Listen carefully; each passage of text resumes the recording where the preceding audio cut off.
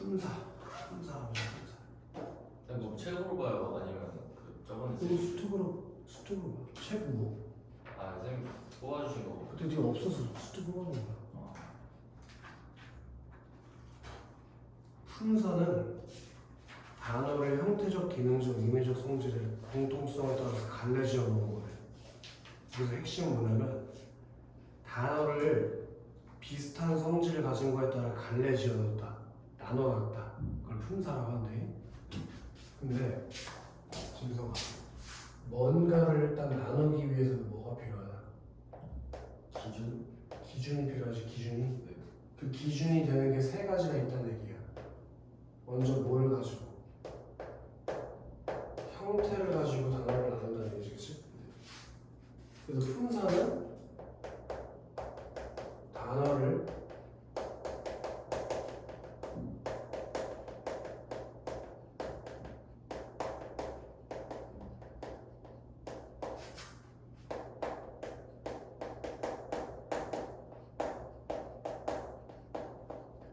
갈래지어 놓은 거랑 비슷하게 이렇게 묶은 거예요. 그러면 너가 일단은 뭐가 이해가 사실은 먼저 돼 있어야 돼. 단어의 개념에 대해서 좀 이해가 돼 있어야 된다. 단어가 이게 단어인지 아닌지 판단은 돼야 되잖아. 우리 문장에 여러 개의 단어를 모아서 문장을 만들잖아. 그럼 그 문장에서 단어의 품사를 찾는 거 아니야? 그럼 한 문장에 단어가 몇 개인지 어떻게 알아? 그냥 세보면 다 알아? 그건 아닌 거잖아. 단어는 띄어쓰기 단위랑 거의 일치하게 돼 있어. 서로 띄어쓰기가 나눠져 있으면 다른 단어라는 얘기고, 띄어쓰기 안 하는 딱 하나의 단어가 있잖아. 조사. 그러니까 이 문장이 주어져. 그 안에 단어가 몇 개인지 궁금해. 그럼 띄어쓰기로 싹 다 잘라. 그 다음에 그 띄어져 있지 않은 부분에서 뭘 또 자르면 돼? 조사. 그럼 그게 단어의 개수인데, 다른 건 헷갈릴 게 없는데 조사랑 어미랑 성질이 비슷해서 헷갈릴 수가 있어. 근데 어미랑 조사랑 차이점이 뭐냐면, 어미는 앞말이랑 분리하면 앞말도 뒷말도 뜻을 잃어버려. 예를 들어 먹어라, 이게 먹이랑 어라랑 만약에 분리됐다고 치면 먹도 혼자 못 쓰는 말이 되고 어라도 혼자 못 쓰는 말이 되지. 근데 밥을 여기는 밥하고 을이랑 분리하면 밥은 혼자 쓸 수 있잖아. 을만 혼자 못 쓰는 거잖아. 이렇게 앞에 있는 말에 영향이 없어. 어미는 앞에 있는 말에 영향을 줘. 아예 못 써버리게. 이해돼? 그걸 분리성이라고 그래. 단어가 될 수 있는 조건이 두 가지가 있어. 자립성하고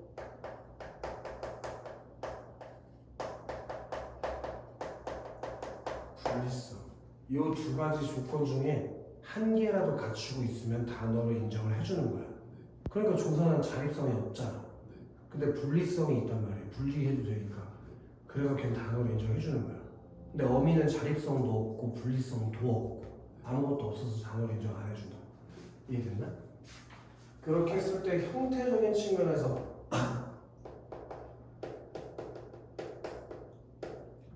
변하지 않는 거, 변하는 게 불가능한 단어가 불변한 거지. 그럼 반대로 변하는 게 가능한 단어도 있다는 거 아니야? 그걸 가변어라고 한다는 거지, 그렇지? 형태를 바꿔 쓸 수 있으면 가변어, 바꿔 쓸 수 없으면 이렇게 두 개로 일단 무조건 나누는 거야. 불변어, 가변어. 꼭 이 순서로 해.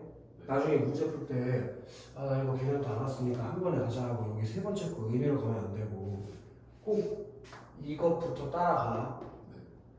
그리고 두 번째로 기능적 측면에 따라서 다시 나눠볼 수 있지. 근데 진성아, 이 기능이라는 건 뭘 말하는 거냐면 단어의 쓰임새를 생각해봐요. 단어를 왜 써? 그 단어를 조합해서 문장을 만들어 쓰려고 쓰는 거잖아. 그 문장에서 어떤 기능을 하냐가 중요하겠지. 어떤 기능을 하냐? 그지? 이 단어가 문장에서 주어나 목적어나 보어처럼 몸의 기능을 하는 단어들, 걔를 체언이라고 하는 거지. 체언? 근데 지금 체언은 어디에 써있냐면 이 라인에 써있단 말이야. 그럼 먼저 형태적인 측면에서 나눠봤을 때 어디가 판단이 써있어야 돼? 체언이라는 판단이 써있은 다음에 불변화라는 판단이 선 다음에 체언으로 간다. 그리고 그 문장에서 다른 말을 꾸며주는 기능을 하고 있다. 그러면 꾸며주는 기능을 하면 뭐야? 수시간. 수식어이라고 수식어? 책 가져왔네. 수첩이요? 네. 얘는 아예 프린트로만 짓는다. 네. 저희 시험범위 정해졌어요. 이따가 알려줘. 네. 문장 써보기도 한데? 문장 전까지만. 단어까지. 시험 범위는 얼추 맞는 거. 근데 매치 시험 범위는 안 들어가는지? 매치 시험 범위는 안 들어가는데? 들어가죠. 매치도 들어가? 매치 많이 했네? 뭐 예체가 그 페이스를 말해줄 것 같은데. 이따 쉬는 시간에 알려줘. 네. 몇 쪽이야? 17쪽이야. 얘는 꾸며주는 기능을 하는 수식어이다, 그치? 이것도 어디서 판단해서 했어? 불가. 예를 들어서 예쁜 집. 그럼 예쁜이 집을 꾸며주잖아. 근데 얘가 수식어이라는 거야. 그럼 안 된다고. 여기서 판단이 왔어야 되잖아. 너 예쁜의 기본형이 뭐야? 예쁘다. 그럼 모양을 바꿔서 예쁜이 되는 거야. 아 네. 그러니까 여기로 가지 말고 여기서부터 하고 넘어오라고. 아 네. 자꾸 이 뒤부터 하려고 하니까 판단이 잘못되는 거라고. 먼저 형태를 바꿀 수 있는지 없는지 따져보고 다음으로 넘어오라고. 뭘 설명하는지 알겠어? 그리고 다른 말과 관련 없이 쓰는 거. 그게 독립어이지. 다른 단어와는 다른 성분들과는 관련 없이 독립적으로 쓰는 거. 그리고 반대로 예를 들어 반대 관계야.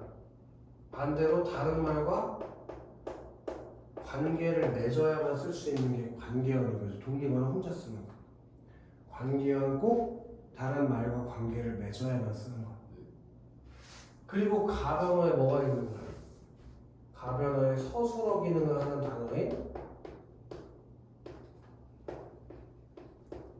용언이 있는 거지. 용언. 가변어는 용언 하나밖에 없는 게, 그러니까 아까 했던 그 예쁜 집.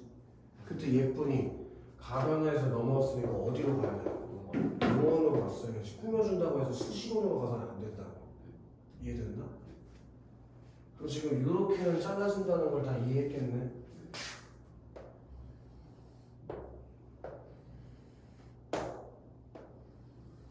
이렇게까지는 다 이해됐지? 여기까지 그럼 판단이 섰어. 그 다음에 마지막 의미라는 기준으로 넘어오는 거라고. 순차적으로 하는 거야. 순차적으로. 그럼 이제 앞에서 얘가 문장에서 주어, 목적어, 보어 기능을 하는 것까지 알았어. 그럼 세원까지 왔잖아. 그지? 그럼 그 다음에는 이 밑에는 생각하면 안 된다고. 범위를 좁혀나가는 거라고, 조금씩. 근데 얘가 만약에 사람이나 사물의 이름을 나타내고 있으면 명사인 것이고, 그걸 대신하고 있으면 대명사인 것이고, 수량이나 순서를 나타내면 수사인 거지, 수사. 그치? 그리고 이제 수식원 단계로 왔어. 수식원 기능에서 얘가 꾸며준다는 걸 알았어. 근데 그게 체언을 꾸며주고 있다면 관형사. 이건 단어야. 관형어랑 헷갈리지 마. 이건 단어, 한 단어. 관형어는 한 단어가 아니야. 그리고 만약 용언을 꾸며주고 있다면 부사가 되는 거지. 부사가.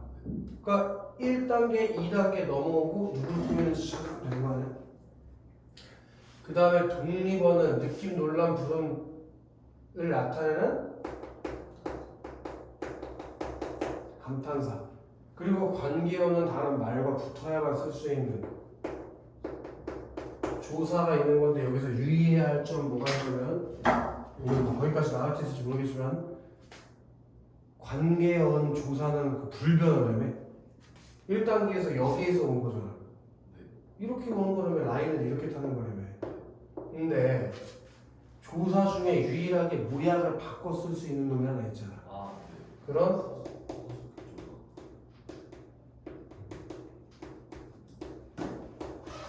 서술격 조사 뭐뭐이다는 관계원이고 조사지만 모양을 바꿔 쓸 수 있다는 점에서 아주 특이한 놈이라고. 괜찮지? 그리고 이제 가변화 판단이 있었어. 그럼 기능은 니네가 고민하면 안 되는 거잖아. 무조건 어디로 가니까? 음원으로 가니까. 근데 이 녀석이 만약에 움직임이나 작용을 나타내고 있으면 동사인 것이고, 성질이나 상태를 나타내고 있으면 형용사가 되는 거지. 그래서 우리 요 의미적으로 사자로 끝나는 것들을 다 품사라고 하는 거 아니야? 그게 몇 개가 있냐? 9개가 있기 때문에 우리 국어의 품사를 영어랑 다르게 구품사라고 한단 말이지. 이게 전체적인 품사의 개관이고, 이제 좀 디테일한 걸로 들어가자고. 17조 밑에 표 있지? 표? 자, 체어는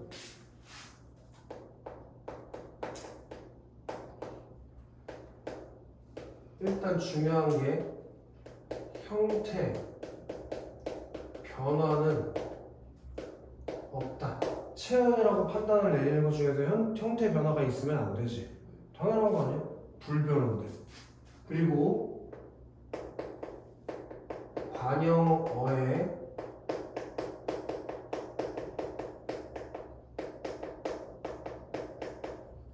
꾸며주는 걸 받는다. 관형어가 꾸며주고 있다면 그 뒤에 있는 애는 무조건 체형일 거다. 여기서 조심해야 되는 건 관형사가 아니야. 얘는 관형어지, 그치? 관형어는 관형사보다 더 넓은 개념이거든. 그래서 오늘 좀 이따 자세하게 설명해 줄게. 그리고 체형은 뒤에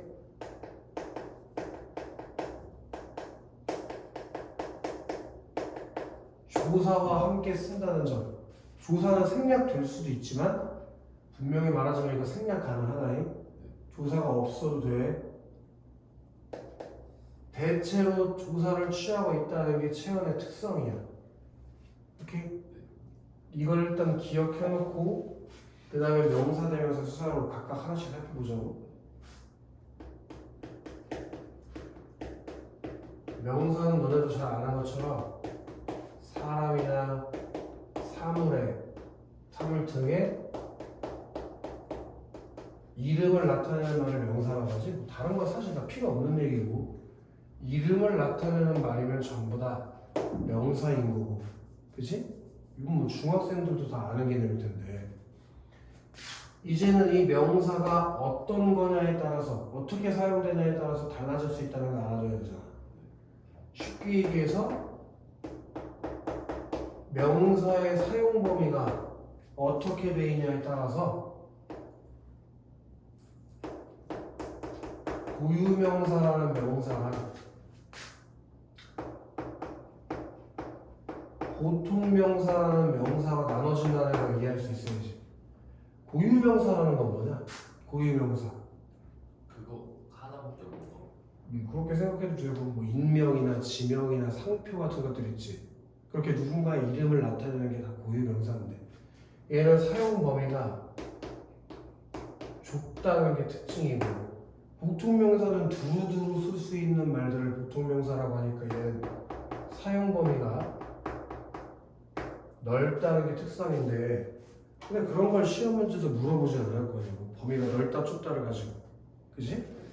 중요한 건 이거 두 개를 구분할 수 있냐는 건데, 보통명사는 두루두루 쓸 수 있기 때문에 얘는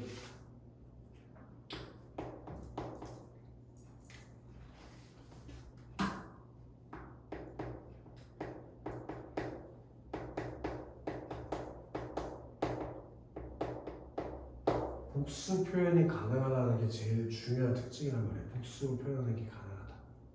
그럼 반대로 고유명사는 복수로 표현할 수 없는 말들이 고유명사겠지.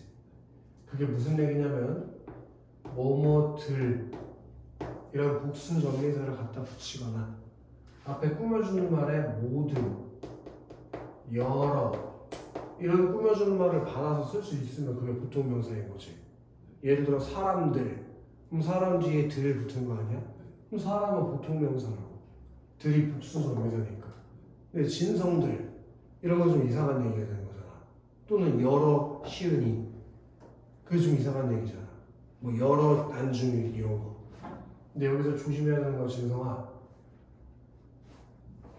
얘를 지금 예시를 몇 개 들어주잖아. 그럼 자꾸 공부를 예시를 외우려고 하는 친구들인데 그게 아니야. 예를 들어서 진성이는 이름이니까 당연히 고유명사라고 생각할 수 있잖아. 근데 청수부에 진성이가 여러 명 있을 수도 있지. 그래서 방송에서 모든 진성이 운동장으로 집합해라 이런 방송이 나왔어. 그럼 그때도 이거 고유명사로 쓴 거 맞아? 아니죠. 그때는 보통명사로 쓴 거라고. 3학년 몇 반 몇 번 진성이 운동장으로 나와. 그럼 그건 고유명사로 쓴 거지만 청수고등학교의 모든 진성이 운동장으로 집합해. 그럼 그때는 보통명사로 쓰인 거라고. 고정돼 있는 게 아니라고. 바뀔 수 있다. 이해돼? 그래서 복수 표현을 취하냐 못하냐가 핵심이고 하나만 더. 해, 달, 별 있지. 해, 달, 별. 예를 들어 별 같은 거 복수형으로 쓸 수 있잖아. 오늘 밤에는 별들이 많이 빛났다. 그렇다고 해서 걔를 고유명사 아니 이거야. 뭐 해랑 달 걔는 복수형으로 못 쓰잖아. 그치? 그럼 걔네는 고유명사냐? 그게 아니라는 거야. 걔는 두루두루 쓸 수 있다고 우리가 인식을 해서 해, 달, 별을 보통명사로 표현해줘야 된다. 아시겠어? 그거 시험에서 가끔 물어봐. 해, 달, 별은 보통명사.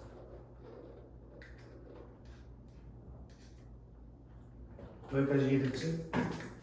그리고 홀로 쓸 수 있는지에 대한 자립성의 유무에 따라서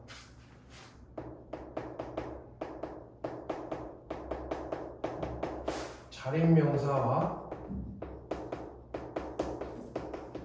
의존명사로 나뉘는 이 지점에 아마 시험 문제에서는 꼭 나올 텐데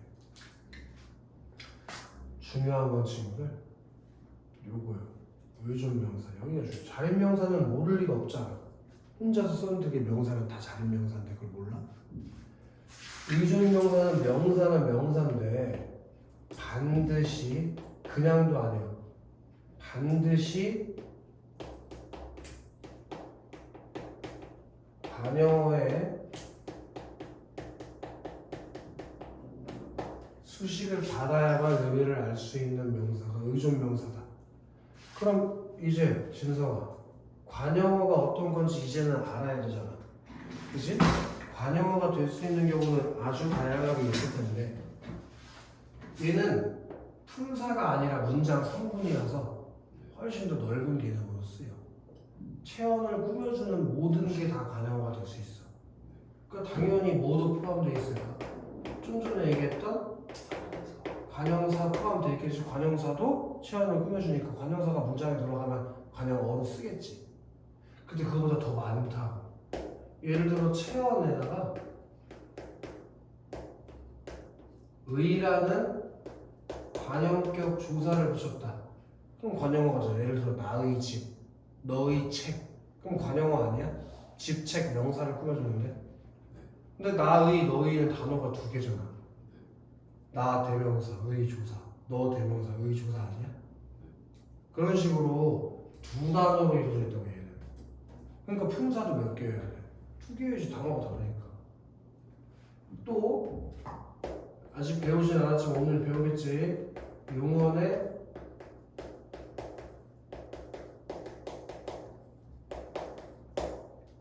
관형사요. 용언의 어미의 모양을 바꿔서 관형사처럼 쓸 수 있잖아. 은는 을든으로 바꿔서 먹은, 먹는, 먹을, 먹던. 그러면 관형사처럼 체험 꾸미지 않아? 먹은 빵, 먹는 빵, 먹을 빵, 먹던 빵. 그러면 얘가 문장에 들어가면 어떻게 쓰이냐고. 체험을 꾸며주게 쓰이잖아. 그게 관형어지 뭘. 그리고 이것 때문에 자꾸 헷갈리는 새끼들이 있던데 요 의 생략해서 쓸 수 있어. 그럼 누가 나와? 얘 하나 남는 거 아니야? 그럼 얘도 뭐가 될 수 있다는 얘기야. 체험 단독으로 체험 혼자서도 관형어가 될 수가 있다. 이해되나? 그래서 이게 만약에 진성 시험에 나오면 뭐가 출제되냐면 이 의존명사와 조사를 구별하는 게 시험에 나와. 왜냐면 형태가 똑같은데 품사가 달리 쓰이는 말들이 있거든. 얘네들이. 그리고 우리가 품사의 통용이라고 배웠을 건데 품사의 통용 똑같이 생겼는데 품사가 다른 말들이 있다는 거야. 몇 개 보여줄게.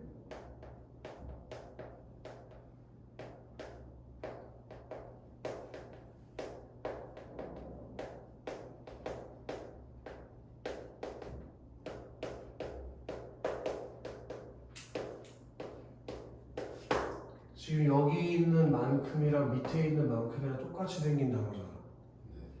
근데 둘의 품사는 다르다. 그걸 어떻게 판단하는 거지? 일단 첫 번째는 얘는 띄어쓰기가 돼 있지? 그럼 앞 단어랑 뒷 단어랑 서로 다른 단어라고. 그지? 그리고 이 앞에 오는 놈이 뭔지 봐봐. 먹을이라고 해서 여기 관형사의 어미 을로 바꾼 거니까 여기가 관형어가 되겠지. 관형어는 무조건 뒤에서 무슨 역할 한다고 했어? 체현형 수직한데 왜? 그럼 만큼은 체현이어야 되는 거 아니야?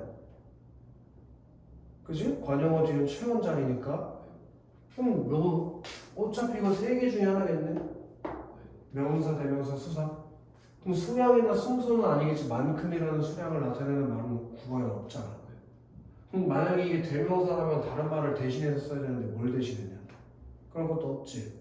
그럼 남는 선택지가 명사밖에 없는데 얘가 없이 쓸 수 있냐고 이거. 만큼 뭐가 떠도 되냐?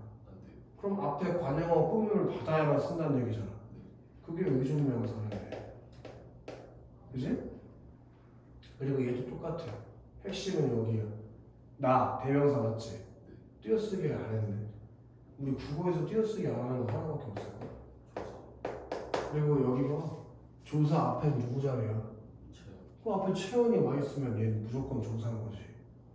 비슷한 것도 보여줘?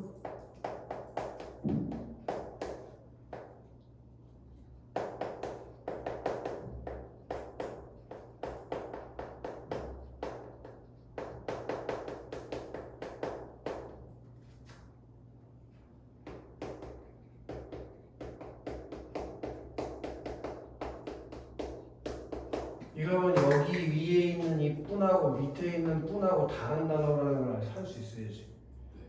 예, 공부하다가 기본형 아닌가? 거기서 리을로 관형사의 어미로 바꿨으니까 얘는 관형어가 되겠지. 관형어 뒷자리는 무조건 누구 자리라고 했어? 체원 자리고. 이다가 우리 좀 전에 했는 이다 서술격 조사라며. 그럼 그 앞에 체원 자리잖아.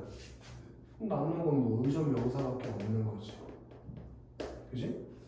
그리고 얘는 어때? 앞에 너라는 대명사고 띄어쓰기 안 했네. 그럼 뭐겠어? 조사일 수밖에 없는 거지. 이런 게 엄청 많아. 근데 다 이런 식으로 시험 문제를 낸다는 거야. 그럼 조사인지 의존명사인지 구별하는 거 이거 옛날에 쌍용고에 서술형으로 시험 문제 나온 적이 있는데 뭘 가지고 구별해? 띄어쓰기를 가지고 얘가 조사인지 의존명사인지 구별한다. 이해되신서? 근데 학교 시험 문제에서 불친절하게 띄어쓰기를 뭐 할 수 있어? 의도적으로 틀리게 할 수도 있겠지. 여기를 띄어쓰기를 해놓을 수도 있잖아. 그럼 너가 판단하기가 쉽지 않아지잖아. 그럼 앞에 누가 오는지를 봐. 앞에 체온이 왔으면 뒤에 조사야. 앞에 모양을 바꿔 쓸 수 있는 말이 왔으면 무조건 의존명사야. 이렇게 띄어쓰기에 오류를 내도 얘가 조사인지 의존명사인지 구별할 수는 있다고. 이해되나?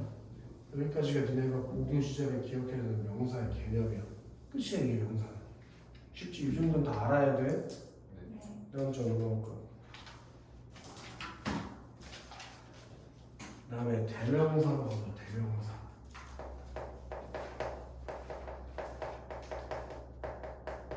자, 얘는 개념은 명사를 대신해서 쓰는 말이 대명사인 거잖아, 맞지? 근데 이제 그게 사람의 이름을 대신하는지 아니면 사물이나 장소를 대신하는지에 따라서 달라지는 거지. 만약 사람을 대신한다면 얘가 뭐가 되니? 그걸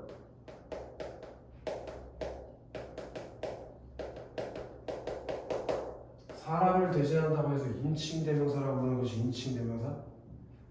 만약 말을 하는 사람, 그게 화자잖아. 말을 하는 자기 자신을 대신하면 나를 대신하면 그게 1인칭. 나 화자 나를 대신했어. 화자를 대신해서 쓰는 말이면 1인칭. 그래서 진상. 어쩌나 본인이 본인의 이름을 부르면 너무 역겹잖아. 너가 너 스스로 진성이 정신병원 갔다 올게 죽이고 싶잖아. 그래서 그 대신에 나, 우리, 저희 같은 표현 쓰는 거 아니야? 그 다음에 내 말을 듣는 사람. 그게 뭐야? 청자 아니냐? 청자를 대신해서 쓰는 말이 있으면 그게 2인칭 대명사인 거죠. 너, 너희, 당신, 자네 이런 말들이 전부 다 2인칭 대명사에 포함되어 있는 말이겠지? 그럼 3인칭 대명사는 누구야? 지금 이 대화에 참여하고 있지 않은 제3자. 예를 들어 여기 수인이가 지금 이제 없을 거니까 수인이한테 수인이라고 불러도 되지만 그녀, 그, 이 이렇게 불러도 되잖아. 그지? 그런 거. 그, 뭐, 이, 그들 이런 식으로 부르는 게 전부 다 3인칭 대명사가 되겠지. 이해되나? 쉽지? 여기까지는 모르면 죽어야 되고 이제부터 중요하게 나오는데 제기칭 대명사에 대해서 좀 알아둘 필요가 있다. 이게 시험에 가끔 출제되고 내가 지금 학교 수업을 안 들어봤으니까 얘기해주는지 모르겠지만 시험에 가끔 출제돼. 그리고 국어의 제기칭 대명사는 3인칭 대명사밖에 없다는 걸 꼭 기억해야 돼. 그럼 진서가 일단 제기칭 대명사가 뭔지를 알아야지 찾겠지. 제기칭 대명사가 뭐야? 자기 스스로를 말하는 거. 벌써 빡친다. 앞에 나오는 걸 다시 한번 말할 때 사용하는 대명사가 제기칭 대명사지. 앞에 주어에 예를 들어서 누가 나왔다. 그걸 대신해서 쓸 때 한 번 더 똑같은 말 하기 싫으니까 쓰는 게 제기칭 대명사라. 근데 영어에는 뭐 1인칭 제기대명사, 2인칭, 3인칭 존나 많잖아. 근데 국어에는 3인칭 제기대명사밖에 없어. 그럼 이게 시험 문제에 어떻게 나오는지 보여줄게.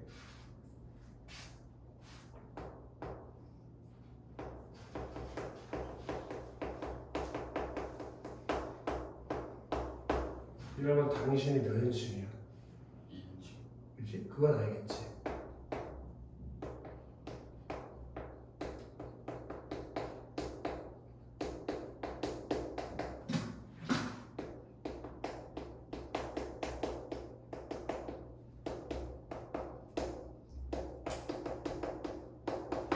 그러면 요 당신은 누구야? 할아버지. 이렇게 받은 거 맞지? 그럼 얘 뭐야? 제기칭 대명사라고. 그럼 몇 인칭이지? 그럼 같은 당신인데 인칭이 다르네. 요걸 구별하는 게 시험에 나온다. 또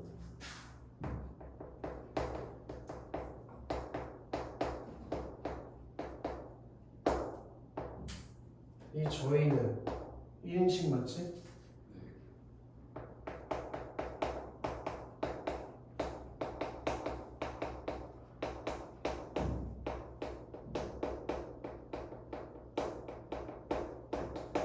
이러면 요 저희는 누구야? 아이들을 이렇게 받은 거 아니야? 그러니까 제기대명사잖아. 그럼 몇 인칭이냐? 그럼 같은 저희임에도 불구하고 인칭이 다르잖아. 제기칭에서 맨날 이게 시험에 나온다는 거야. 같은 단어인데 인칭이 다른 거. 그리고 또 시험 문제 하나 출제될 확률이 있는 거.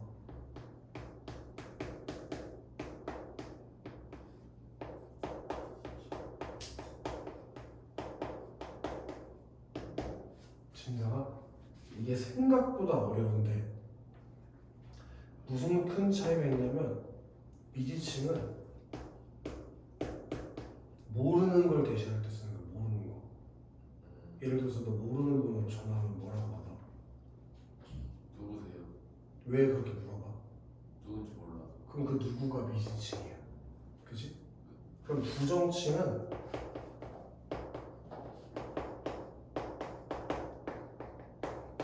모르는 게 아니고 아직 정해지지가 않은 거야. 부정이 정해지지 않았다는 뜻이야. 예를 들어 내가 진성이랑 놀러 갈 건데 그럼 놀러 갈 건 정해져 있잖아. 근데 어디 갈지 정해졌어 안 정해졌어? 어디로 갈까? 그럼 그때 어디가 부정칭이야. 근데 예를 들어 지나가고 있어 진성이가. 그냥 지나가는 진성이를 내가 차에서 발견했어. 그래서 클락션 빵빵 치면서 어디가? 그렇게 물어보면 내가 너 어디 가는지 몰라서 물어본 거 아니야? 그럼 그때 어디는 뭘로 쓴 거야? 미지칭으로 쓴 거야. 그 차이가 있어. 이해돼? 근데 이게 생각보다 내가 말로 예를 들어주는 건 쉽지. 근데 문제화됐을 때도 쉽냐는 거야. 그래서 여기가 굉장히 난이도가 높고 난해. 근데 지금까지 내가 내신 시험을 많이 봐본 결과 시험지를 제일 많이 물어보는 유형은 이거더라. 둘 다 누구라는 말을 쓸 수가 있어. 근데 이때 이 누구를 아무라는 말로 바꿀 수 없으면 미지칭이고 아무라는 말로 바꿀 수 있으면 부정칭으로 쓸 수 있어. 그래서 아무는 부정칭에서 쓰인다는 게 시험에서 제일 많이 나오더라고. 예를 들어 아까 모르는 번호로 전화 왔을 때 아무세요? 이렇게 물어보는 건 말이 안 되잖아. 근데 야 누가 칠판 좀 지워봐 하고 나갔어 내가 뭐 화장실 급해서 누가 칠판 좀 지워봐 하고 나갔다고. 근데 야 아무나 칠판 좀 지워봐 하고 나갈 수 있잖아. 그럼 누구 칠판 좀 지워봐 아무나 칠판 좀 지워봐 똑같은 말 아니야? 이게 아무로 바꿔 쓸 수 있다면 이때 누구는 부정칭으로 쓰인 거야. 그게 실제 제일 많이 나오는 케이스야. 누구에서 아무로 바꿔보는 거. 그래서 이렇게 안 되면 미지칭, 되면 부정칭이야. 쉽지? 그래서 여기 이게 지금 1, 2, 3인칭 틀리면 그냥 죽어라. 아니면 외부로 가든지. 여기가 시험에서 나왔을 때 제일 대명사에서 난이도가 있는 문제야. 그 다음에 사람을 대신하는 것만 있는 게 아니잖아. 장소나 사물을 대신하는 것도 있잖아. 그게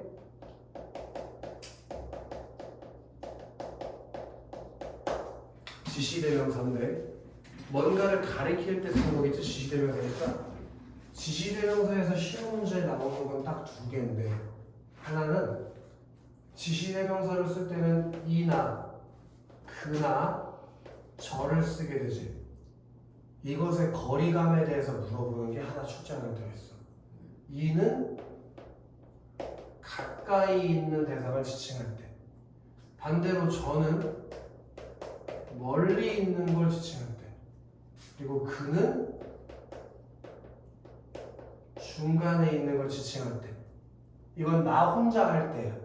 근데 만약에 대화를 하는 상황이라면 이는 말하는 사람한테 가까운 것, 그는 듣는 사람에게 가까운 것, 그리고 저는 둘 다 멀리 떨어져 있는 제3의 위치에 있을 때 저를 써. 예를 들어 분필 있지. 이거 나한테 가깝잖아. 그래서 이것이라고 해. 이것 좀 봐라고 해서 내가 그것 좀 봐 이렇게 안 하잖아. 그치? 근데 반대로 저 진성이 옆에 있는 거지 같은 저 L자 파이 뭔지 알 수 없는 거, 걔는 지금도 벌써 걔라고 표현하고 있잖아. 얘를 봐라고 안 하고 걔를 봐라고 하잖아. 그치? 그리고 우리 셋 지금 현재 신불당동에 위치해 있잖아. 우리한테 지금 청수동은 다 같이 놀잖아. 그 청수동을 대신하는 말로 저거, 저기라고 한다고. 오케이? 그리고 하나 이제 시험 문제에 많이 나오는 건 얘인데, 지시대명사랑 형태가 똑같은데 품사가 다른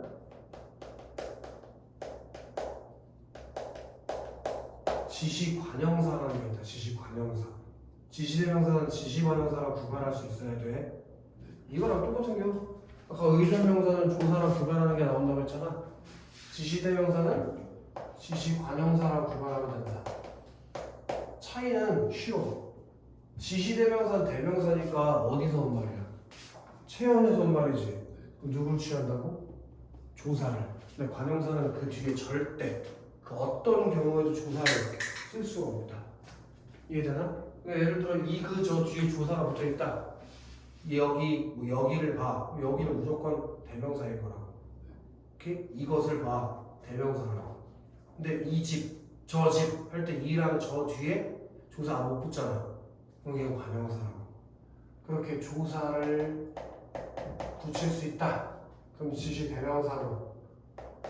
조사를 붙일 수 없다. 그러면 지시 관형사다. 쉽지? 자, 그 다음 마지막으로 수사는 수량이나 순서를 나타내는 말을 수사라고 하는데 요거는 이 뒷글자를 따가지고 종류가 두 개가 있는 거지. 수량을 나타내는 말을 양수사. 얘는 수량을 나타내는 말 하나 둘 셋 넷 다섯 이런 거. 사과 하나 둘 셋 넷 숫자 세고 있는 거예요. 양을. 그리고 서수사는 순서를 나타내는 말 제1, 제2, 제3 이런 거. 네, 여기서 되게 중요한 게 하나 있어. 수사는 이런 특성이 있다는 걸 좀 알아둬라. 얘는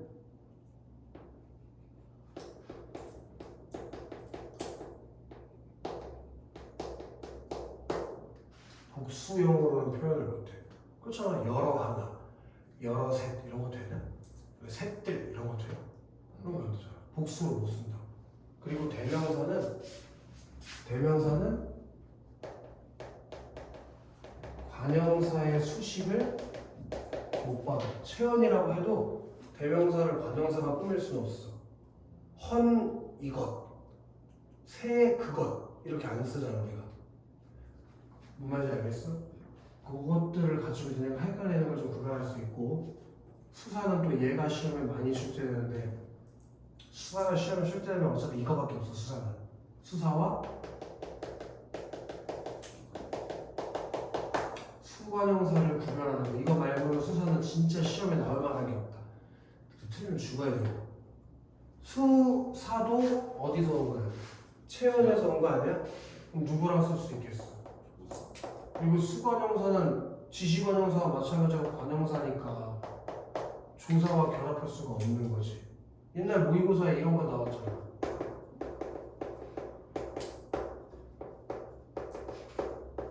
이러면 이때 하나는 뭘로 쓴 거예요? 수사. 그지? 뒤에 뭐가 붙은 게 보이니까. 조사. 이해되나?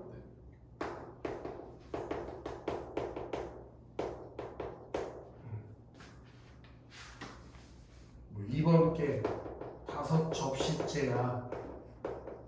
그럼 이때 5은 뭘로 쓴 거야? 얘는 수관형사로 쓴 거지. 뒤에 그 어떤 조사도 못 들어오니까. 이해되나? 그렇게 관형사랑 대명 아니 수사를 구별하는 거.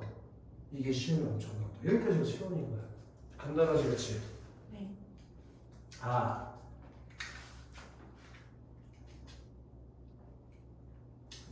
됐어. 여기까지가 이제 체험. 다 한번 실컷 싹 지울게.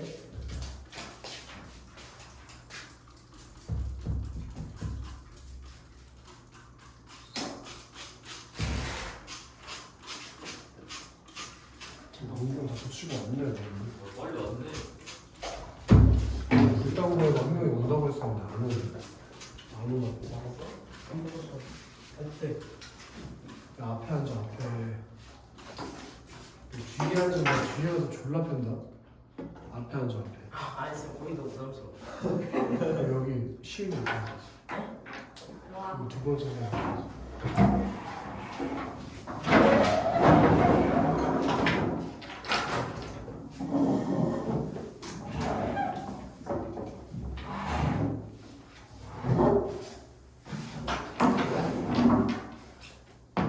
몇 페이지죠? 응? 몇 페이지? 21. 18. 응. 시험 범위 쌤이 알려줬어? 난 취수인 알려줄 줄 알고 안 하고 있었는데 나도 이런 다부터 안 한다길래. 기술이 탈주했다고. 네. 어떻게 알아요 이제? 아니 왜 나간 거예요? 그거 알아?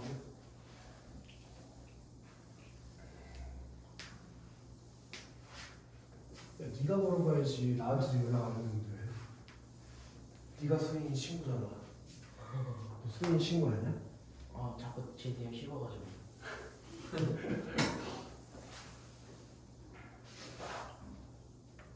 저번 주에 그 얘기가 좀 현타가 나는 거.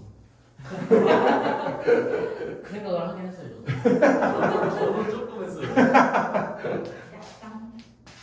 아 근데 제가 그래서 나도 쌤이 저한테 뭐라 해가지고 안 오는 거냐 혹시 이랬는데 그건 아니래요. 근데 걔가 뭐 그런 거에 타격을 받으려면 내가 그런 얘기를 하진 않았겠지. 그럴 수 있지. 안 그럴 수 있지. 많이 와서. 근데 여기서 어떻게 울었다는 아? 울었다는 소식을 듣고 왔는데. 김만우? 그 새끼 왜 우는 아 거야? 진짜 저 그거 듣고 진짜 그거 보고 진짜 10분 동안 개웃었는데. 진짜 아니 왜 우는 거야? 아니 내가 걔를 만약에 상원이 하는 것처럼 해서 물었으면 이해가 되는데. 네. 아니 내가 뭘 물어봤어. 아 말하가 좀. 네. 뭘 물어봤는데 다른 답변하는 거 자꾸. 그래서 소리 한 번 질렀는데 진짜 존나 우는 거야 여기서. 그러더니 수업 시간 끝날 때까지 뭔가 시키면 우는 거야. 죽여버릴 거야 진짜. 원래 그래? 아니 난 니네가 맨날 마루마루 그래서 이 새끼 뭐하는 새끼인가 했는데 얼굴이 되게 모범생같이 착하게 생긴 거야. 좀 특이하다고 했나? 그건 특이한 게 아니라 병신 같은 거잖아. 좀 패급이에요. 어? 좀 약간 애 같아요. 그거 애 같다고 했으니까. 그냥 패급이에요 그냥. 누가 데려온 거야 씨. 저 온지도 몰랐는데 애들이 막 마루 성준이가 신나가지고. 신나서 막 그 새끼 그러려고 걔 데리고 온 거야 내가 봤을 때. 문성준 박형민이야 나쁜 새끼들이야. 얘는 문장에서 서술어 기능을 하는 단어들을 전부 다 용언이라고 하죠 윤성. 예. 용언에는 움직임을 나타내는 동사랑 형질과 상태를 나타내는 형용사가 있는데 그거 한 번에 다 적어있거든. 얘는 움직임이나 작용을 나타내는 말이 동사고 이걸 문장에 갖다 쓰면 윤서가 뭐가 된다고 얘가? 동사. 동사가 문장에 들어가면 뭐를 써? 그지? 근데 그 움직임과 작용이 동작의 대상에게 미치냐 미치지 않냐에 따라서 자동사랑 타동사로 나누는 거지. 자동사와 타동사. 이것도 좀 내용이 어렵다면 이렇게 공부를 해. 문장을 만들었는데 목적어가 필요 없이도 문장이 만들어지면 그게 동사인 거고, 자동사인 거고.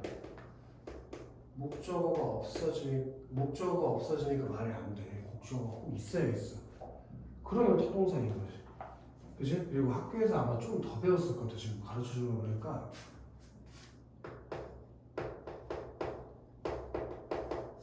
했었나?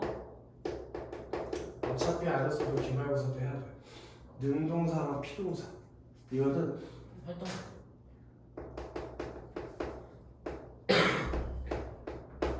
동작을 스스로 하면 그게 능동이야. 예를 들어서 저기야, 진성아.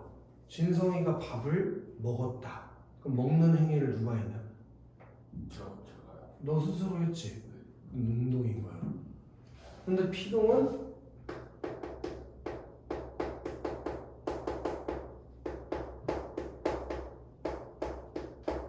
다른 대상에 의해서 동작을 당했다. 그럼 피동이 되는 거지. 예를 들어서 쉬운 걸로 하자. 토끼가 호랑이에게 먹혔다. 그럼 토끼가 설마 호랑이 입으로 대가리를 들이밀어가지고 스스로 이렇게 먹히지 않았을 거 아니야. 잡아먹힘을 당했겠지. 좀 힌트를 주자면 능동에서 피동으로 바꿔 쓰는 거라고 우리는 이미 알고 있잖아. 그때 피동에는 꼭 뭐가 들어가 있어야 돼? 이일이기가 들어가 있어야 피동사가 돼. 이일이기라는 접사가 들어가 있어야 피동사가 돼. 이일이기가. 방금 맞잖아. 먹혔다. 그럼 먹과 다사에다 히 넣은 거 아니겠어? 이해되나? 그 다음에 주동사와 사동사라는 게 있는데 주동사와 사동사 윤서가 주동사는 주어가 동작을 직접 하는 거야. 직접. 아까 진성이 했던 거 똑같이 하는 거야. 진성이가 밥을 먹었다. 그럼 동작을 누가 했냐? 진성이가. 진성이 직접 한 거 아니야? 근데 사동은 뭐야? 남이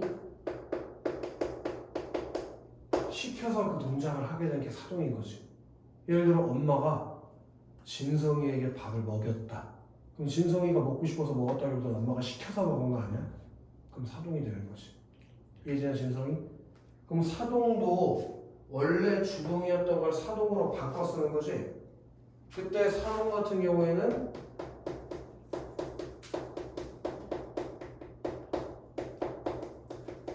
이익이 우구추라고 하는 접사가 들어가서 주동사에다가 이익이 우구추라는 사동 전미사가 들어가서 사동이 되는 거잖아. 이해되냐 진성? 요 정도가 아마 교과서에 나와 있는 동사의 종류가 다일 거야.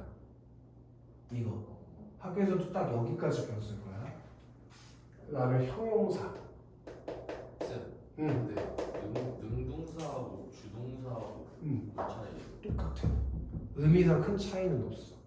근데 능동에서 바꿨으면 피동이 되는 거고 주동에서 바꿨으면 사동이 되는 거야. 그 의미의 큰 차이는 구별할 수 없고 구별하라고 하지도 않아.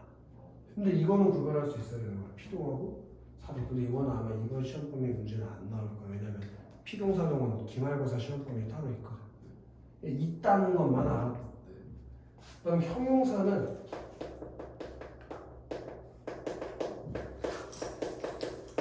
성질이나 상태를 나타내는 말을 형용사라고 하지, 그렇지? 그래서 윤서가 성질이나 상태를 나타내는 형용사를 성상 형용사라고 해. 뭐라고? 성상 형용사. 그 네가 알고 있는 대부분의 형용사는 성상 형용사였지. 형용사라는 게 성질과 상태를 나타내니까. 근데 만약에 이제 우리 국어 수업 시간에 형용사가 뭐니?라고 물어봤는데 명사 꾸며주는 거요라고 말하면 무슨 일이 나겠어? 큰일 나죠. 그치, 이빨이 나가겠지. 그 윤석이가? 예. 윤석이 뭐라다가 안경을 깨먹었나? 농구로 그 원본 게임하다가 이렇게 등을 박아가지고 공사했습니다. 근데 원바운드 게임을 하는데 그 얼굴 보면 맞을 수가 있어? 농구공으로 이렇게 헤딩을 해가지고 왜? 그냥 그게 딱 닿았어요. 그래서 이렇게 탁 했는데 이렇게 팍 부러졌어요. 고3이는 농구할 시간인데 그 시간이 있었다. 여유가 있구나. 윤석 농구 좋아해? 축구보다 좋아요. 의외네.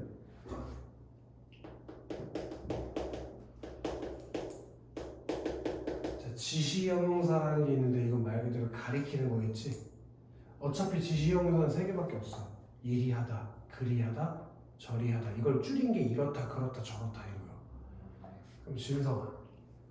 진성이는 귀엽다. 그럼 귀엽다가 형용사지? 그지? 윤석이도 그렇다. 그럼 윤석이가 어떻다는 얘기야? 귀엽다. 그렇게 앞에 나오는 걸 다시 가리키는 형용사가 지시형용사라. 이해되나? 근데 이 형용사 형용사는 또 뭐랑 구별하는 게 시험에 많이 나오냐면 성상 관형사랑 구별하는 게 시험에 많이 나와. 저번에 영상을 내가 한번 다시 봤거든. 내가 문법 수업을 쪽바로 하고 있나? 근데 영상 이거 다시 보내주는 거 본 적 있냐? 개새끼 씨. 글씨가 엄청 작게 보이더라고. 볼만해? 본 적이 있나 이거? 근데 쓰레기다, 뭐 씨. 확대 기능이 없어서 좀 힘들긴 해요. 그러니까 지금은 그래도 칠판이 다른 날에 비해서 좀 깨끗하게 지워져 있는데 가끔 칠판 개더럽게 지워진 날 있잖아. 그런 날에는 진짜 글씨를 아예 알아볼 수가 없더라고. 또 내가 글씨 뭐 큼직큼직하게 쓰는 편도 아니고 좀 해결책을 찾아야 될 것 같아. 유튜브는 왜 확대가 안 돼? 근데 나한테 되던데. 확대하는 방법이 있어? 삼성이 탭으로 보면 되나? 삼성이 말도 안 돼. 씨발 무슨 삼성이라 하는데. 확대 안 돼요. 난 되는데. 넌 뭔데? 저 아이폰. 아이폰 유튜브 확대가 돼? 네. 너 아이폰 쓰지? 확대를 하고 고정업을 시키는데 확대를 잠깐 이렇게 하고 손으로 이렇게 잡고 있을 텐데요. 나 고정 됐던 것 같은데. 뭘 나 확대 본다는 기능이 있다는 거 처음 알았는데? 나도 아이폰 지금 거의 한 10년째 쓰고 있는데. 아이폰 쓰. 인스타 사진 확대할 때처럼 아 진짜 유튜브가 그렇게 돼? 이게 막 엄청 세밀하게 안 되는데 쉽게 몇 프로 정도는 이렇게 되던데요. 그런 건 아니지. 뭐 유튜브 자체에 기능이 있어서 확대해서 보는 기능이 있는 건 아니야. 이건 아니에요. 배속을 빨리 하는 건 되잖아. 그 유튜브 기능이 뭔가 그게. 그래? 아니 그리고 난 내가 말을 느리게 한다고 생각해 본 적이 없는데 영상으로 보니까 그냥 배속으로 보니까 말을 존나 느리게 하고 있더라고. 배속으로 보니까 느리게 아니 하지. 1배속으로 하니까 원래 상태로 보니까 말을 너무 느리게 하는 거야. 지루하게 막. 근데 어차피 다 1.5배로 보던데요. 1.2배로 하니까 좀 사람 말하는 것처럼 말하고. 그럼 왜 내가 영상을 받겠어? 니네가 어떻게 들리나 보고 싶어서 봤을 거 아니야. 근데 현실에서도 내가 그렇게 말을 느리게 해? 그렇게 그거 돼? 아닌가? 오히려 좀 빠를 때도 있는 것 같은데. 그래? 딱 좋아요. 근데 영상으로 보니까 못 봐주겠다. 인감으로 볼 때는 근데 좀 빨리 봐야 되겠네. 아니 약간 올려서 그런 거 아니에요? 아니 그냥 말을 존나 천천히 하는데? 내가 영상으로 봤을 때 느낌은 이런 느낌. 지시형 영상, 성상관형사 무슨 테이프 들어주는 것처럼 말하는 거. 눌렀어. 아무튼 그렇다고 뭔가 좀 방법을 찾긴 해야 될 것 같다. 어플을 뭐 하나 만들까? 더빙 편집해가지고. 이제 자막에다가 야 그런 시간이 있으면 좋겠다. 강의를 팔 수 있으면 참 좋을 텐데 막 중간에 비명 소리 나가고 어떤 거는 내가 여기 칠판에 필기할 때 빼고는 다 내가 없더라. 소리만 나가고 어디서 좀 말하다가 으악 비명 나가고 선생님 여기서 수업하시는. 항상 내가 여기 가서 니네 집에서 수업하니까 화면에 계속 한 20분 내가 안 나와. 그래서 이렇게 걸어 나와서 좀 써. 그래 또 그쪽으로 가. 난 또 으악 하다가. 그래서 이런 거 영상 올릴 수가 없더라고. 가끔 이런 거는 수책 같은 거 그래도 저작권에 따로 괜찮거든. 올려도 크게 상관없단 말이야. 내가 책을 여기다 띄우는 것도 아니기 때문에. 근데 자소서나 이런 거를 수업할 때는 그게 저작권이 있어가지고 자기스토리 같은 것도 해서 유튜브에 올리면 저작권 신고를 당해. 그래서 그런 건 못 올려. 근데 수특 독서 같은 건 올릴 수 있단 말이야. 그래서 그거 이제 수업하는 걸 좀 올리려고 찍어봤는데 어차피 찍는 김에 청구애들 내신으로 이제 독서하거든. 2학년 2학기 때 독서했잖아. 걔는 2학년 2학기 때 화장하고 완매했어. 어제 찍는데 청구애들 또 남은 거니까 얼마나 날뛰겠어 지금. 한 번 또 들어봤더니 욕설이 막 거의 한 절반이 욕이더라고. 에이 씨발 새끼야. 비 개새끼야 막 계속 때리고 막. 그래서 영상 올릴 수가 없어. 어쨌든 형상형사랑 성상관형사는 둘 다 성질과 상태를 나타내는 건 똑같아. 그러니까 의미의 차이가 없어. 근데 잘 봐. 형용사는 가변어니까 뭐가 가능해? 모양을 바꿔 쓸 수 있지. 네. 그걸 우리가 활용이라고 해. 모양을 바꿔 쓰는 걸 활용이라고 해. 그럼 형용사는 뭐가 가능하니? 활용이 가능하단 말이야. 근데 관형사는 불변어 아니야? 이게 활용이 가능하겠냐? 왜냐면 활용이 안 되는 차이점이 있다고. 이게 우리가 맨날 헷갈리는 거야. 예를 들어서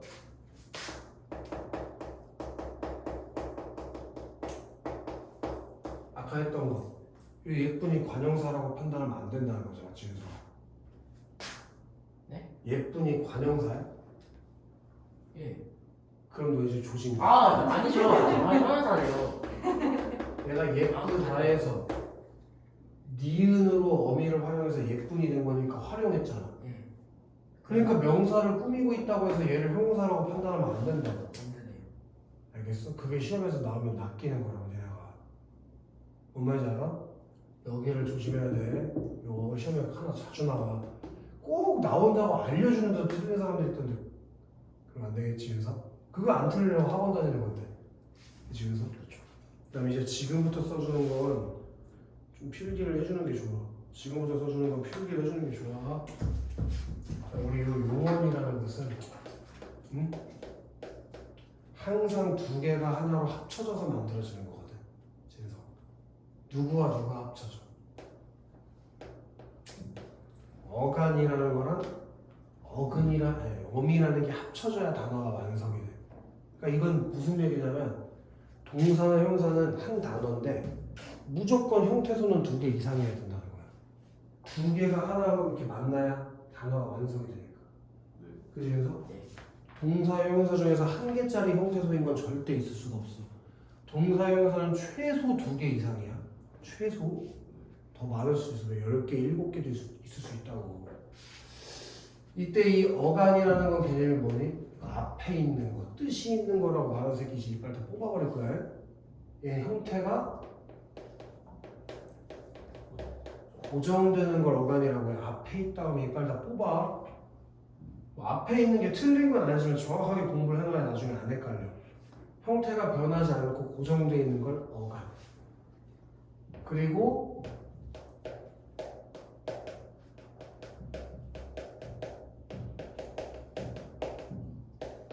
형태를 바꿔 쓸 수 있는, 윤서가 방금 얘기한 것 같아. 형태를 바꾸는 걸 뭐라고 한다? 가변호. 아니.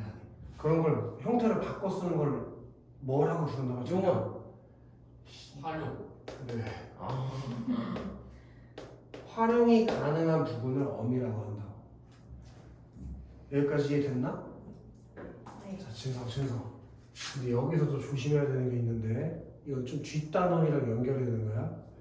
요 어간이랑 또 뭘 구별할 수 있어야 되면 어근이랑 구별할 수 있어요. 어간하고 어근. 이것도 시험에 존나 많이 나와. 여러 방면에서. 어근은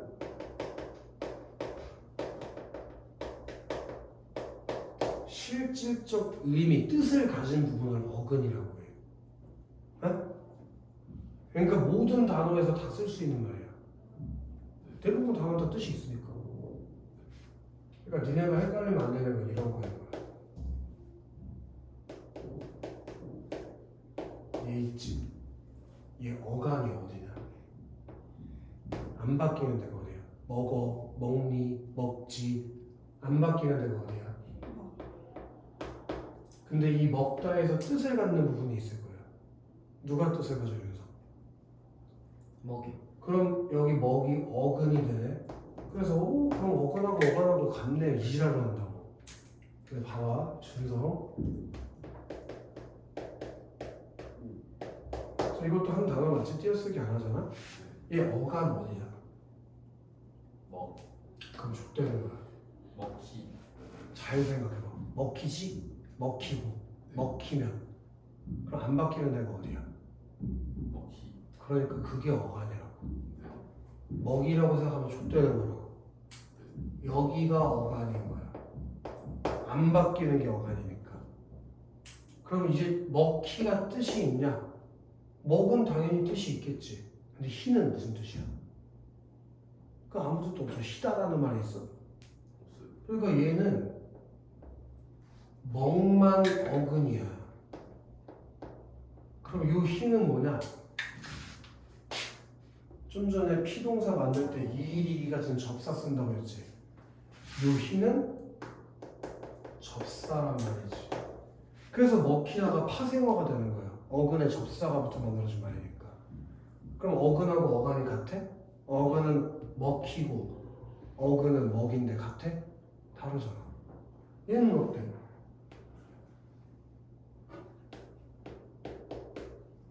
윤서, 얘는 어간이 어디야? 오간이 오가지 오가고 오가면 안 바뀌는 데가 오가 아니야? 그럼 어간이 오가잖아. 그치?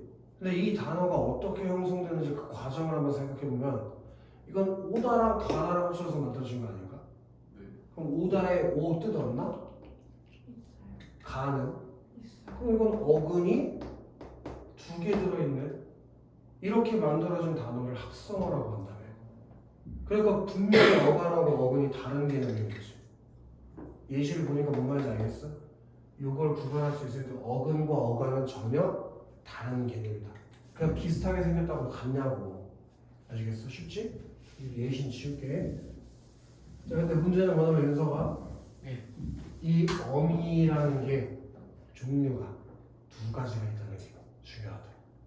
그게 무슨 어미가 있다고 했냐면 어말 어미가 있다고 했었고, 그리고 선어말 어미가 있다고 했었는데, 준성아, 어말 어미는 이름이 단어의 끝에 온다고 해서 이름이 어말 어미야. 그리고 얘는 동사 형용사라면 필수적으로 가지고 있어야 돼. 이해되지, 준성? 우씨. 죄송합니다. 지금 무슨 아니 제가 커피를 흘릴 뻔했는데 웃어?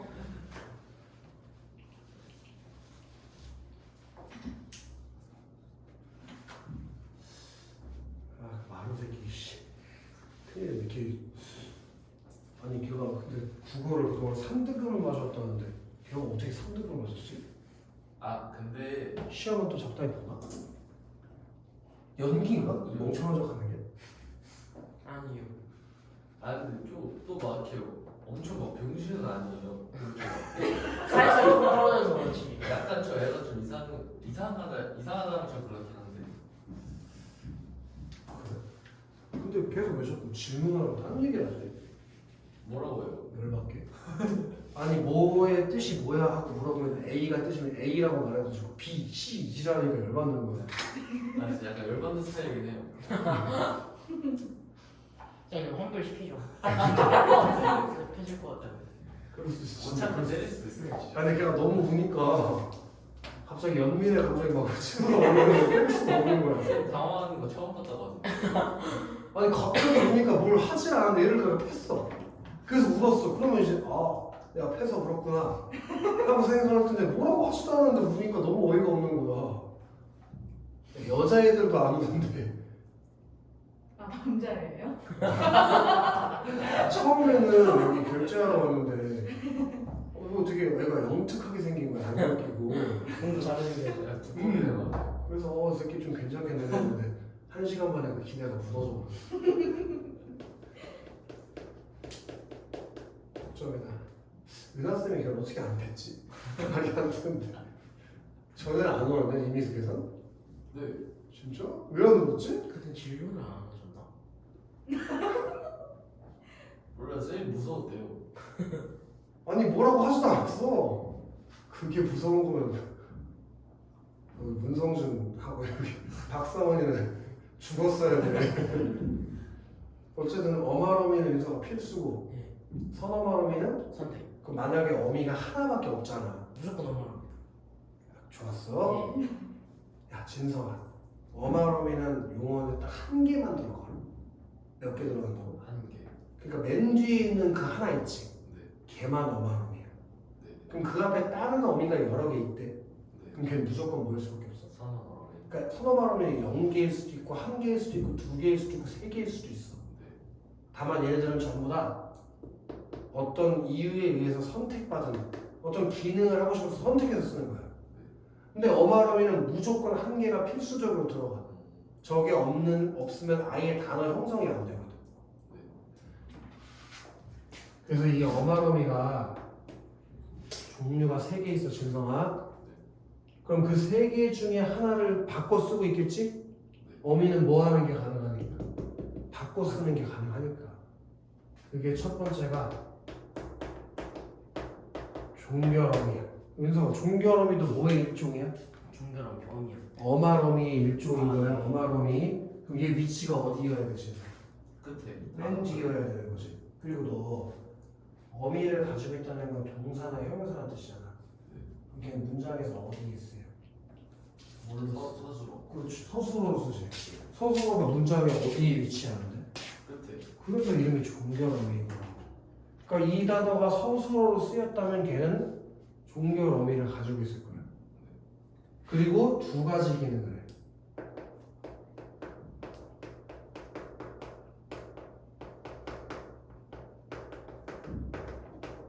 문장의 종류를 정해.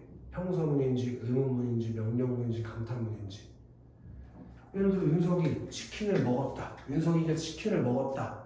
그럼 다해서 문장이 끝났잖아. 그게 어마어미면서 종결어미인 거고. 이 문장의 종류가 평서문일걸? 왜? 다가 평서형 종결어미니까. 근데 이걸 바꿔볼까? 윤석이가 치킨을 먹었냐?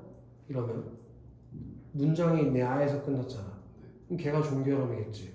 근데 이 문장의 종류가 의문문이 되잖아. 왜? 의문형 종결어미를 바꿨었으니까. 윤석이가 치킨을 먹었구나. 이러면 다를 구나로 바꿨더니 감탄문이 되잖아. 그러니까 종결어미가 그렇게 문장의 종류들을 지정해주는 역할을 한다고. 이해되나? 그리고 이건 아직 배우진 않았는데 한국인이라면 알겠지. 1학년 때 배우기로 했고.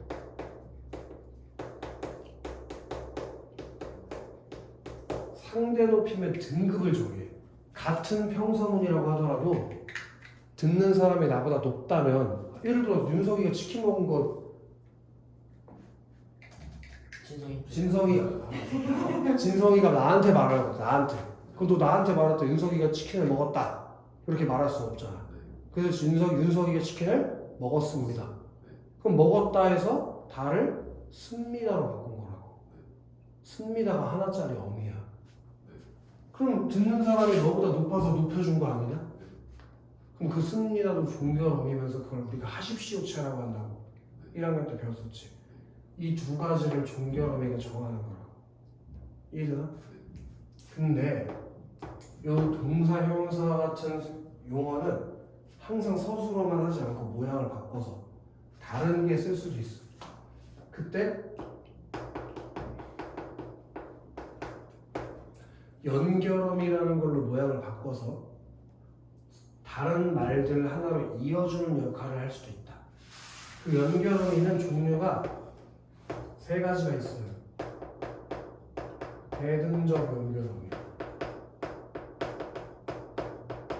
종속적 연결어미, 그리고 보조적 연결어미가 있는데 윤서가 이들 대등하고 종속이 있지. 이들은 문장과 문장을 하나로 연결할 때 쓰는 거예요. 문장과 문장을. 예를 들어 윤석이는 치킨을 먹었다. 선생님은 돼지고기를 먹었다. 그게 서로 지금 다른 문장이잖아. 그럼 여기서 다로 끝났고 나도 다로 끝났어. 그럼 합치지 못해. 근데 합치고 싶어. 그럼 여기는 다만 바꾸면 되는 거 아니야? 윤석이는 치킨을 먹었고 선생님은 돼지고기를 먹었다. 그럼 다를 보로 바꿨더니 한 문장으로 연결이 됐잖아. 또는 윤석이는 치킨을 먹었지만 선생님은 돼지고기를 먹었다. 그렇게 문장과 문장을 연결해 줄 때 대등적, 종속적 연결어미를 활용해서 문장 두 개를 하나로 이어준다. 그게 니네가 뒤에서 배우는 이어진 문장이랑 연결되는 거지. 이해되지? 문장은 저번에 마스터 했다며. 마스터는 아니고요. 마스터까지 아니고요. 방금 같은 경우는 앞문장이랑 뒷문장의 순서를 바꿔도 문장의 의미가 똑같지. 그건 대등적인 거고. 오케이? 윤석이가 치킨을 먹어서 똥을 싸러 갔다. 이거는 앞뒤를 바꾸면 이상한 얘기 되는 거잖아요. 윤석이가 똥을 싸러 가서 치킨을 먹었다. 이상한 화장실에서 치킨을 몰래 먹은 얘기잖아요. 냄새 왜 이렇게 좋아해? 상상이 똥 싸러 가서 치킨을 먹는다는 게 너무 이상하잖아, 진서가. 보조적 연결어미는 뭐냐면 진서가 얘는 단어와 단어를 연결할 때 예를 들어서 얘도 용언이고 나도 용언이야. 두 개를 이렇게 하나로 만들고 싶어. 윤석이가 치킨을 먹다. 근데 이 먹는 게 먹은 사실이 아니라 소망일 수도 있잖아. 그래서 윤석이가 치킨을 먹다 뒤에다가 싶다를 붙일 거야. 뭐뭐 하고 싶다.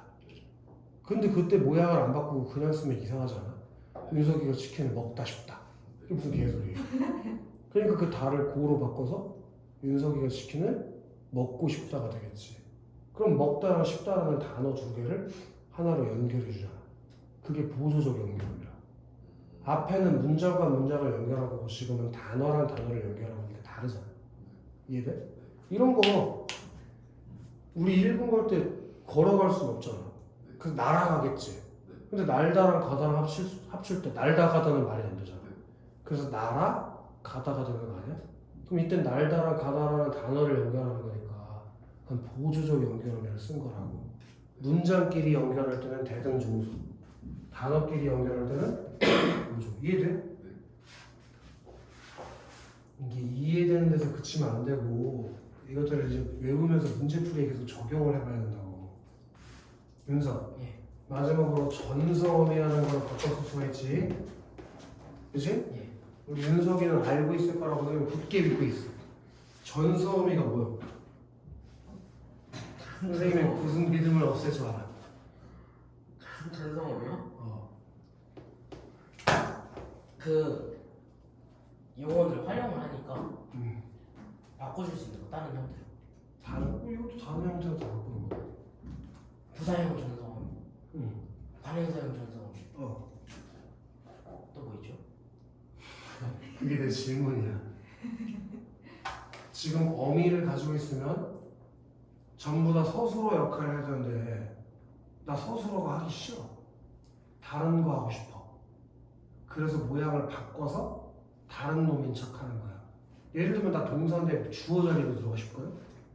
근데 동사는 주어 자리로 갈 수가 없잖아. 걔가 서술어 역할을 하니까. 그럼 진성아, 주어는 누가 들어가? 주어 자리는 누가 뭘 쓴다고 했어? 단어를. 명사요. 근데 동사가 주어 자리로 들어가고 싶으니까 뭐인 척 해야 돼? 명사. 그럼 명사형 전성미로 모양을 바꾸는 거라고.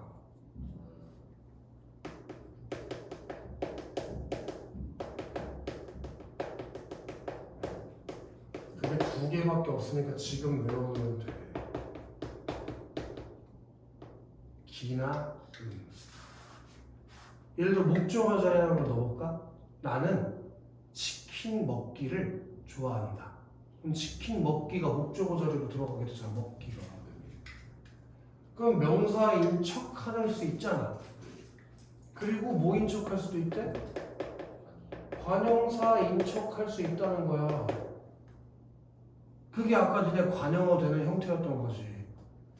이거 4개 좀 외우라고 했는데 우리 윤석이 분명히 외우고 있을걸? 이걸 못 외우면 어깨가 나가니까. 22. 앵무런.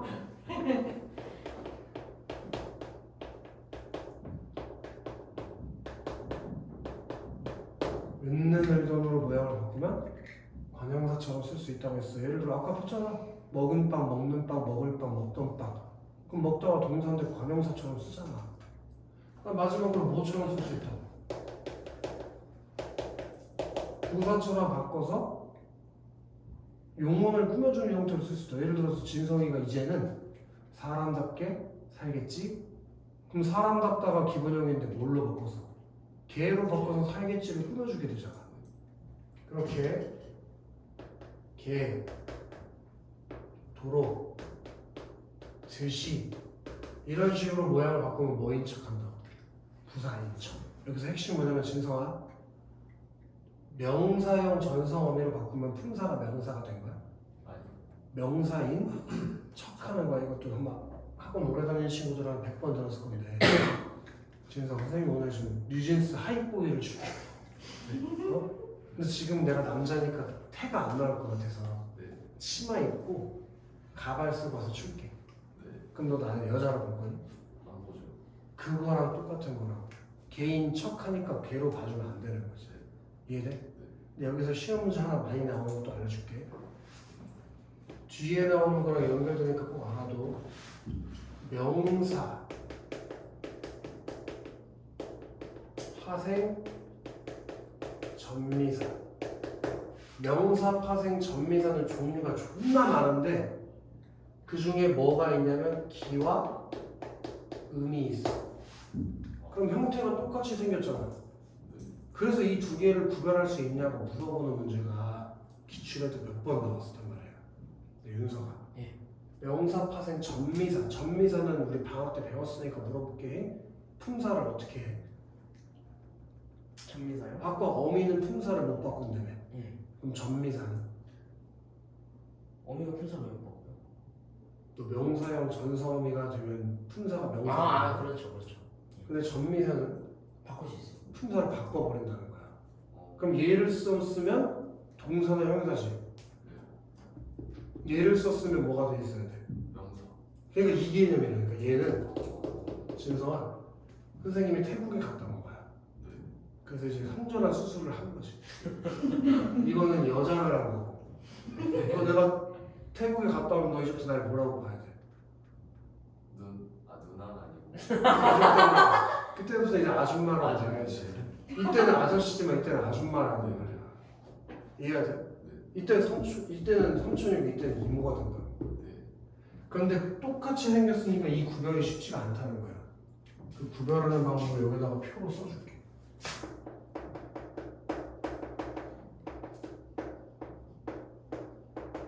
줄여 쓸게. 명파접이라고 줄여 쓸게. 첫 번째로 수식해주는 말이 달라. 둘이 수식해주는 말이. 야, 명사의 어미는 동사나 형사라며. 걔는 누가 꾸며줘?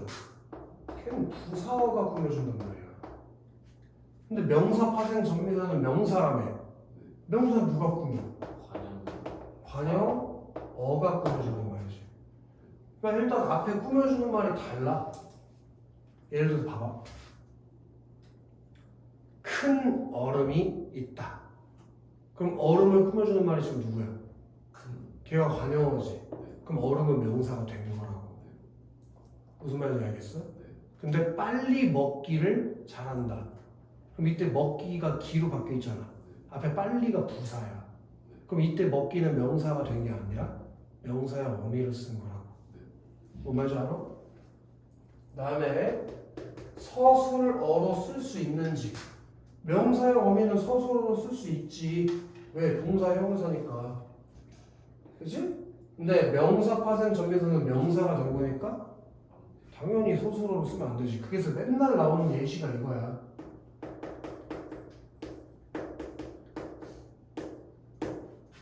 꾸다에서 미음으로 바꾼 거지? 꾸다에서 미음으로 바꾼 거지? 꿈을 꾸다 되지? 그럼 얘는 어미를, 꾸다를 꿈, 이건 안 되지? 얘는 접사를. 이해되나?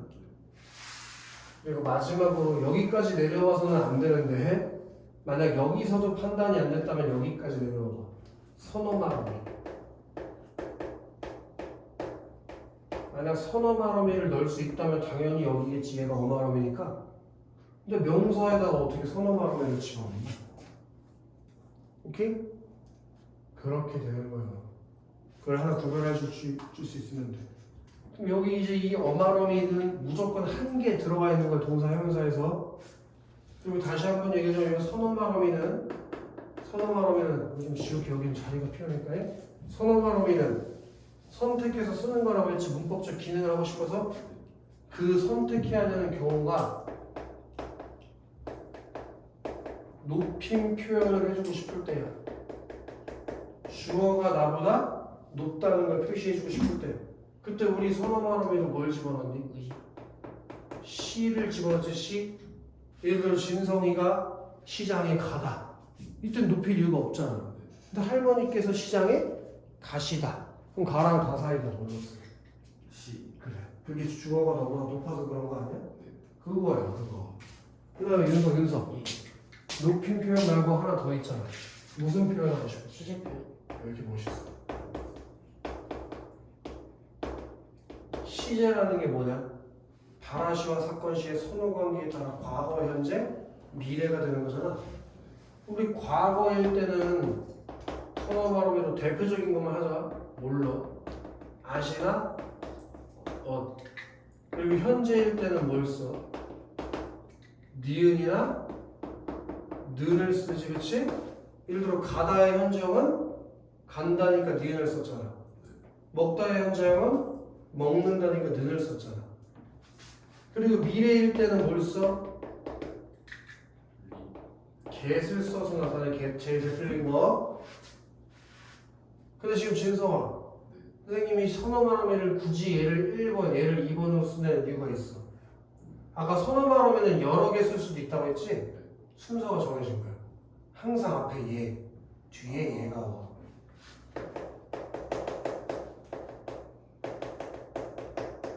이러면 이거 기본형이 하다에서 온 거 맞지? 그럼 여기가 어가 될 거야. 그리고 얘가 맨 뒤에 오는 하나짜리 어말어미. 그럼 이 시는 주체 높임 선어말어미. get은 미래 시제 선어말어미. 이렇게 선어말어미가 몇 개 들어가는 거야? 이렇게 되는 거라고.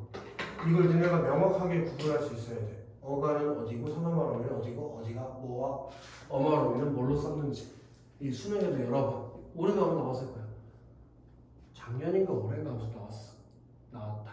요거 할 수 있어야 돼. 그래서 여기까지 하는 거 조금 쉬었다가 뒤에 용어는 아직 한참 남았어.